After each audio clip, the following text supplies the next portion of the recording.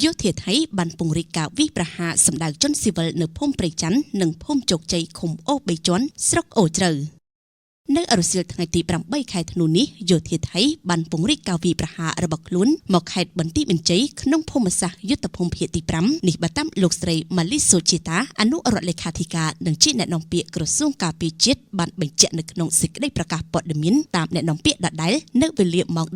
13:36 នាទីអរុស្ស៊ីលយោធាថៃបានបាញ់ប្រហារមកលើប្រជាជនស៊ីវិលនៅភូមិព្រៃច័ន្ទនិងភូមិជោគជ័យក្នុងឃុំអូ3ជាន់ស្រុកអូជ្រៅដោយប្រើប្រាស់អាវុធធុនធ្ងន់និងធុនតូចយ៉ាងកំរោលនិងមិនរើសអើងគោលដៅយ៉ាងសាហាវព្រៃខ្សៃមកលើភូមិឋានជនស៊ីវិលរស់នៅក្រសួងការពារជាតិបានប្រកាសថ្កោលទោសយ៉ាងដាច់អហង្ការចំពោះទង្វើឈ្លានពានយ៉ាងកំរោលសាហាវខូខើល្មមសង្គ្រាមរបស់ថៃមកលើអធិបតេយ្យនិងបូរណភាពទឹកដីរបស់កម្ពុជាអ្នកនាំពាក្យក្រសួងការពារជាតិសង្កត់ធ្ងន់យ៉ាងដូចនេះដោយបញ្ជាក់ថានៅក្នុងហេតុការណ៍ខាងលើកងកម្លាំងកម្ពុជាមិនទាន់បានតបតអ្វីឡើយដោយប្រកាន់ភ្ជាប់បំផុតនៅការអនុវត្តបទឈប់បាញ់និងសេចក្តីថ្លែងការណ៍រួមស្តីពីកិច្ចព្រមព្រៀងសន្តិភាពរវាងកម្ពុជាថៃរួមទាំងគោលការណ៍ដែលបានឯកភាពគ្នានាងខ្ញុំរដ្ឋាពី VOB TV